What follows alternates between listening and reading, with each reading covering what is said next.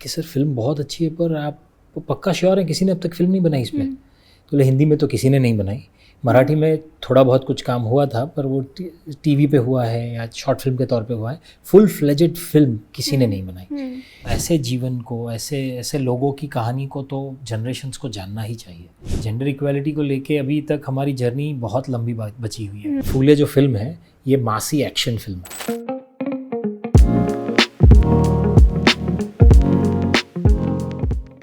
This is Tanu Shukla and you watching me on Peeping Moon. हम life में बहुत सारी चीज़ों के लिए आभारी होते हैं, ग्रेटफुल होते हैं, पर हमको जिस चीज़ के लिए सबसे ज़्यादा ग्रेटफुल होना चाहिए वो है हमारा एजुकेशन।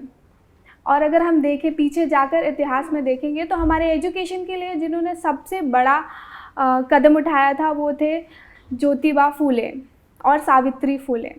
अब उन्हीं पर एक फिल्म आ रही है जिसका नाम है फूले, एंड इसमें ज्योतिबा फूले का कैरेक्टर निभा रहे हैं प्रतीक गांधी, जो हमारे साथ हैं आज, और हम इनसे फिल्म और इनके क्राफ्ट के बारे में बातें करेंगे। Hello Prateek, welcoming you at Peeping Moon. Thank you. Firstly my question for you is, हमने हिस्ट्री बुक्स में थोड़ा बहुत ज़्यादा नहीं बट डेफिनेटली पढ़ा है ज्योतिबा फूले के बारे में, पर हम क्योंकि हिस्ट्री टेक्स्ट बुक है हम सोचते हैं कि बहुत इंटरेस्ट है किसी का तो ही पढ़ता है। तो आपके पास इनका कैरेक्टर कैसे आया and him as a personality आपके पास कैसे आया? तो अनंत महादेवन जिन्होंने फिल्म लिखी है, जिन्होंने डायरेक्ट की है, वही मेरे पास ये फिल्म लेकर आए थे। जब उन्होंने बताया ज्योतिबा फूले पर एक फिल्म बनानी है तो मुझे लगा कि अच्छा ये सब्जेक्ट तो ऐसा है कि इस पर आई एम श्योर किसी ने फिल्म बना ही ली होगी। उन्होंने कहानी सुनाई, मैंने कहानी सुन के सबसे पहला यही रिएक्शन दिया था कि सर फिल्म बहुत अच्छी है पर आप पक्का श्योर है किसी ने अब तक फिल्म नहीं बनाई इस पर? तो बोले हिंदी में तो किसी ने नहीं बनाई, मराठी में थोड़ा बहुत कुछ काम हुआ था पर वो टीवी पे हुआ है या शॉर्ट फिल्म के तौर पे हुआ है, फुल फ्लेजेड फिल्म किसी ने नहीं बनाई। मुझे बहुत बड़ा आश्चर्य हुआ था और बहुत अच्छे से लिखी गई स्क्रिप्ट थी। क्योंकि इनका काम इतना बड़ा है, इतने सारे सोशल रिफॉर्म्स किए हैं, इतनी कमाल की ज़िंदगी रही है ज्योतिबा और सावित्रीबाई फूले की कि उसे फिल्म में ढालना अपने आप में एक बहुत बड़ी चैलेंज है। तो उन्होंने ऑलरेडी रिसर्च और ये सब कर रखा था। That gave me a very densed and a rich research script, और कहानी बहुत अच्छे से लिखी गई है। इसलिए इंडिपेंडेंट आपकी, चलो कोई ऐसा भी होगा जिनको इनकी जीवन के बारे में शायद नहीं पता, जिन्होंने नाम नहीं सुना है, तो ये फिल्म के तौर पे भी कहानी अच्छा होल्ड करती है। That worked for me and that's how it came to me and I said I jumped on it. तो जब आप बचपन में, जब हम हिस्ट्री में, जैसे कि मैंने फर्स्ट क्वेश्चन में कहा था कि जब हम इनके बारे में पढ़े थे तो आपको ऐसा लगा था कि ये इतने इन्फ्लुएंशियल कैरेक्टर होंगे? बिकॉज हम हिस्ट्री को हिस्ट्री की तरह ही पढ़ते हैं। बहुत सही बात है आपकी, बहुत सही बात है आपकी। इनफैक्ट हमने ये इस एज ग्रुप में पढ़ा है ना, प्राइमरी में। प्राइमरी जब थे 6th 7th स्टैंडर्ड के आसपास ये हिस्ट्री में पढ़ाया गया था शायद। राजा राम मोहन राय थे जिन्होंने सती प्रथा नाबूदी पे काम किया। फूले जी थे जिन्होंने गर्ल्स एजुकेशन पे काम किया, विधवा पुनर्विवाह पे काम किया। तो ये बस इतने ही संक्षिप्त में, इतनी ही 1-2 लाइन में पढ़ा था हमने। और फिर वो पूछे भी जाते थे क्वेश्चन ऐसे ही, join A and B, actually तो वैसे ही पूछा जाता था। तो कभी इतना डिटेल स्टोरी या इतना डिटेल लाइफ जर्नी उनका हमने पढ़ा ही नहीं है। आपको लगता है कि हमारे हिस्ट्री बुक्स पे या फिर ऐसी, इसको एक चैप्टर तो कम से कम देना ही चाहिए इनकी चीज़ों को, या इन सारी बातों को, ऐसे जीवन को, ऐसे ऐसे लोगों की कहानी को तो जनरेशन्स को जानना ही चाहिए। और ऐसा है कि not only what they did, how they did was important. So वो जो ह्यूमन स्टोरी है that is very very inspiring. और आज आप देखिए ना, everybody is looking for inspiration. Social media पे सब जगह पे लोग इंस्पिरेशन ही ढूंढ रहे हैं। इतने इंस्पिरेशन टॉक्स होते हैं, इतने पॉडकास्ट होते हैं, इतने वो टेड टॉक्स होते हैं, सब जगह लोग इंस्पिरेशन ढूंढ रहे हैं, जबकि इतना बड़ा इंस्पिरेशन हमारे सामने, हमारे पास्ट में, हमारी हिस्ट्री में था। तो इनकी लाइफ को थोड़ा और डिटेल में पढ़ाना ज़रूरी है, ऐसा मुझे लगता है। प्रतीक, इंस्पिरेशन की बात हो रही है, आपके लिए क्या इंस्पिरेशन था जब व्हाइल योर ग्रोइंग इयर्स? बहुत सारे ऐसे इंस्पिरेशन थे, but as an artist I guess मेरा इंस्पिरेशन सिर्फ ये था, मुझे कहानी कहने में बड़ा मज़ा आता था, स्टेज पे जाने में बड़ा मज़ा आता था। तो अब वो इंस्पिरेशन ऐसा था कि मैं एक ऐसे वर्ल्ड में लोगों को ले जा रहा हूँ जो किसी ने देखा नहीं है। मैं जो बोल रहा हूँ मैं वहाँ उनको ले जाऊँ, तो ये किसी जादू या मैजिक से कम नहीं है ये। सही बात है। तो मुझे बस वो उसमें मज़ा आ रहा था। That's how I kept doing it time and again. दूसरा इंस्पिरेशन मेरा था, मुझे इंजीनियर बनना था। हाँ, मुझे उसमें भी बहुत मज़ा आता है। इनोवेशन, किसी एक चीज़, मतलब एक रॉ मटेरियल में से फाइनल प्रोडक्ट बनाना, वो भी अपने आप में एक बहुत ही इंटरेस्टिंग एनरिचिंग जर्नी है। सो एंजॉयड इंजीनियरिंग आल्सो इक्वली। ऊपर क्यों रखा एक्टिंग को? ऊपर रखा ऐसा कुछ नहीं है। मैंने इंजीनियरिंग में भी मतलब लंबा चौड़ा काम किया है। 2004 से 2016 तक मैं कंसल्टेंट भी रहा हूँ, कॉर्पोरेट जॉब भी की है, उसके साथ साथ थिएटर करता था। फिर जब एक पॉइंट पे मुझे लगा कि अब अगर फुल फ्लेजेड मुझे एक्टिंग करनी है, अगर मुझे और एक्सप्लोर करना है, तो अब दोनों चीज़ें साथ में नहीं हो पाएंगी। क्योंकि उस टाइम पे ऐसा हो गया था कि गुजराती फिल्म से, थिएटर से भी कुछ अच्छे ऑफर्स आते थे जो मैं कर नहीं पाता था क्योंकि फुल फ्लेजेड जॉब था। और वहाँ पर भी मैं डेप्यूटी जनरल मैनेजर बन चुका था। इसके आगे की जो जर्नी थी सीनियर मैनेजमेंट केडर में, जिसमें मेरा और टाइम ज़रूरी था, ट्रैवल ज़रूरी था, तो या तो थिएटर कम्प्लीटली छूट जाता। तो वो ऐसा टाइम था जब दो में से एक चीज़ चुननी पड़ी। And then I guess theatre and acting as just came as my first love. And you started in I think 2005 पढ़ता है। 2005, it's almost been 2004-5 yes, 20 years now. 20 years. How do you see it? All those 20 years have been exceptionally enriching and satisfying years of my life, and I'm thankful for the, all the life experiences that I got, good, bad, ugly, everything. Whether it's rejections, whether it's learning, whether it's the so-called struggle, everything. It was absolutely enriching. And you started, of course, from your home cinema, the Gujarati, and now everyone knows you as a scam star. That sounds a little bad, but we know how it means to you, how it means to the fans कि प्रतीक गांधी जैसा actor उनको मिला है. How do you feel कि बॉलीवुड में भी आपको अच्छे प्रोजेक्ट्स मिल रहे हैं and you are equally like acing the characters? So I'm very happy कि जब हमने शुरुआत की थी एक छोटे से गुजराती, मतलब मैं तो सूरत से था, तो वहाँ पर शौकिया थिएटर होता था, उससे पैसे नहीं मिलते थे कभी. फिर मुंबई आके 2004 से यहाँ के थिएटर की जर्नी शुरू की, फिर गुजराती फिल्में की, वहाँ से यहाँ तक की जर्नी जैसे मैंने कहा कि बहुत सेटिस्फाइंग रही है.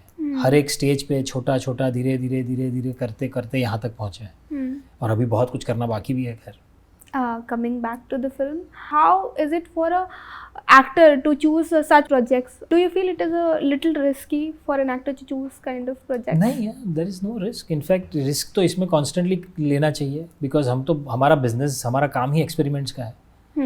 अलग अलग एक्सपेरिमेंट्स करना, अलग किरदारों को बनाना, अलग कहानियों का हिस्सा बनना, वो उसी की वजह से तो इस फील्ड में आए हैं. तो मुझे वो करने में बहुत मज़ा आता है. Jyotiba Phule, Savitribai Phule, they worked for caste system and for education of girl child. How do you see it कि क्या समाज में हमारे women's के लिए एक place बेहतर हुई है और कितना बेहतर होना बाकी है आपके हिसाब से? पहले के मुकाबले बहुत बेहतर हुई है और अभी बहुत बेहतर होना बाकी है. मुझे लगता है कि ये जर्नी में हम हैं सब, हमें अभी बहुत कुछ अचीव भी करना बाकी है. डू यू सी अराउंड कि बहुत सारी एक्ट्रेसेस भी बात करती हैं, आप जनरली भी हम देखते हैं इतनी सारी चीज़ें हो रही हैं, तो do you see around and feel कि यहाँ पर तो ज़्यादा हमें जोर देना चाहिए चीज़ों को पूछने बोलने? बहुत सारी चीज़ें ऐसी हैं. जेंडर इक्वालिटी को लेके अभी तक हमारी जर्नी बहुत लंबी बची हुई है. देखिए आज भी हम अपने देश में बेटी पढ़ाओ का एक नारा लगाते हैं, स्लोगन लगाते हैं, लोगों को आज भी समझाना पड़ता है. तो आप समझ सकते हैं जब ये सब चल रहा है देश में तो हम लोग कहाँ तक पहुँचे हैं. बट नो डाउट पहले के मुकाबले बहुत अच्छी जगह पर है. अभी इस बीच बहुत सारी मासी एक्शन फिल्म्स और मसाला फिल्म्स, इसमें लोग विश्वास भी करते हैं. ऐसे में बायोग्राफी या ऑटोबायोग्राफी या एनी काइंड ऑफ फिल्म जो समाज सुधार पर हो, उसका कितना स्कोप होता है आपके हिसाब से? बहुत बड़ा स्कोप है. और इनफैक्ट मैं तो कहूँगा कि ये फूले जो फिल्म है ये मासी एक्शन फिल्म है. इसमें इतना सारा एक्शन है, इतना सारा एक्शन है. और एक्शन का मतलब ये नहीं कि मारा काटी, इसमें बहुत एक्शन है. और ये मास मूवमेंट ही था जब उन्होंने किया था, जब इतने सारे लोगों को मोबिलाइज किया, इकट्ठा किया और इतना बड़ा मूवमेंट कर दिया. तो I guess yes, it is a mass action film. Apart from directors, जो आपने डायरेक्टर ने आपको बताया कि ये चीज़ें करनी है हमको, आपने अपना भी कुछ रिसर्च रखा या जो उन्होंने बोला उतना क्या? अपने रिसर्च में ये था कि मैंने उनसे डिस्कशन बहुत किया, हमने बहुत सारे सेशंस किए. हम लोग ये समझना चाह रहे थे कि इस कैरेक्टर को बिल्ड करने के लिए कौन सी ऐसी क्वालिटीज़ हैं जिस पे हम ज़्यादा जोर दें. उनका फिजिकल स्ट्रेंथ, मेंटल स्ट्रेंथ. हर बार ज़रूरी नहीं है कि आप डायलॉग के थ्रू बताओ. सही बात है. ये सिर्फ वो फील से भी पता चलना चाहिए. और आप ट्रेलर में हम आपको देख पा रहे हैं, you are completely shooting the character already. मतलब पोस्टर में भी हम देख रहे हैं आप बहुत ही अच्छे लग रहे हैं. Apart from the film, it is releasing on theatre, Zee की फिल्म है. What are your expectations? Because काफ़ी सारी फिल्में हैं, 18 को केसरी है, 1 को रेड है, इस बीच फूले आना. So I am really hoping that it reaches to the wider audience. हमारे ट्रेलर में भी जितना प्यार मिला है ना, जैसे रिएक्शंस मिले हैं ऑडियंस के, and people have already started talking about these points, which are so relevant in today's world. So I personally feel that there is enough level of curiosity in people and the audience to watch the film and explore their lives, and Phule couple's lives. So yes, I am hoping for the best for the film. And amongst all these releases, this film will also find its own place. 100%. I just hope. And हम जब भी talking about the film and box office collection, by any chance अगर film नहीं चलती है, तो how do you cope with that? Film या आपका प्रोजेक्ट इन जनरल? हाँ, तो मुझे लगता है उसमें हर एक प्रोजेक्ट हम लोग तो एक्सपेरिमेंट करते हैं. हाँ. कभी कोई चीज़ अच्छे से ट्रांसलेट हो जाती है, कभी कोई चीज़ शायद उतना ट्रांसलेट नहीं भी हो पाती है. And every film, every project is a learning experience for us. So I definitely take it as a learning. कितना टाइम लगता है? लाइक हर एक्टर अपना एक बताता है कि कुछ लोग दिल लेते हैं, कुछ महीने लेते हैं, कुछ लोग डिसअपॉइंट होते हैं कि अरे यार ये तो मेरा बहुत पसंदीदा प्रोजेक्ट था, हुआ नहीं, चला. डिसअपॉइंटमेंट होता है, पर उसके साथ जीने की आदत भी पड़ जाती है. तो I move on very fast. मतलब मैं तो एक प्रोजेक्ट से दूसरे प्रोजेक्ट में या दूसरे शोज़ में, या मैं तो थिएटर भी करने लगता हूँ बीच में. इसलिए मैं ज़्यादातर ये चाहता हूँ कि जैसे एक फिल्म रिलीज़ हो, उसके बीच में इमीडिएटली कुछ दिनों तक मैं थिएटर करूँ वापस. So that keeps me grounded, that keeps me real. ये सारा प्रेशर हटा देता है दिमाग से. बिकॉज आप तो अपना काम बहुत दिल से कर रहे हैं, बिकॉज थिएटर करना भी तो... हाँ, सो मतलब वो थिएटर पूरा बहुत रियल है और तुरंत आपको अपनी करेक्ट वर्ड औकात दिखा देता है कि अरे एक मिनट, अभी भी तुम्हें बहुत काम करना बाकी है. पत्र लेखा है आपके साथ, how was it sharing? I know it's a cliche question, but yeah, I want to know like how Patra Lekha was. No, but it was a lovely experience working with her. Yeah. She's a wonderful human being. Very easy actor to work with. उनका process भी बहुत organic है. And she's always open for discussions, you know, inputs that we constantly give to each other. होता है जब एक दो आप लोग साथ में काम करते हो, तो आपको जब कुछ सुनाई दिया, आपको लगता है कि इसको ऐसे भी कर सकते हैं. She is very open for that. बहुत collaborative approach है. तो बहुत मज़ा आया मुझे. कितना टाइम लगा होगा, मतलब ये पूरे शूट और बाकी पूरा शूट हमने, मुझे जहाँ तक याद है, आई गेस अप्रॉक्सीमेटली 30 डेज के आसपास शूट किया हमने. 30-35 डेज. एंड अभी तो आप ठीक है प्रमोशन कर रहे हैं, but is the character still with you? There are lot of things about their lives which are still with me, and I think it will stay with me for the whole life. I just read about him and it is staying with me. तो I am sure आपके साथ तो आपने तो कहते हैं ना वो शूज़ में कहीं ना मतलब हमने वो सारे जो चीज़ें हमने पढ़ी थी ना कभी स्कूल में, जैसे कभी, वो सारी चीज़ें रिक्रिएट की है. तो क्या हुआ था वही पता था, कैसे हुआ था वो किसी को नहीं पता था. तो हमने तो वो जब कर रहे थे तब क्या फील हुआ होगा, कैसे किया होगा, I guess I have lived that character that way, so it has a deeper impact on me. And as I said कि बॉलीवुड में आप ऑलरेडी अपना क्या कहते हैं पैर जमा चुके हैं. What are the coming projects?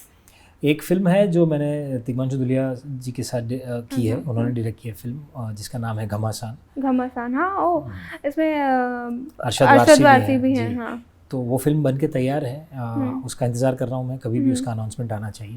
दूसरी एक वेब सीरीज़ है नेटफ्लिक्स के साथ, सारे जहाँ से अच्छा. It's a spy drama. वो अनाउंस तो कर दिया उन्होंने, रिलीज डेट अभी तक बाहर नहीं है, so I'm waiting for that. But ya these 2 project should come this year. Okay, thank you so much, Pratik. It was so nice talking to you. Thank you very much.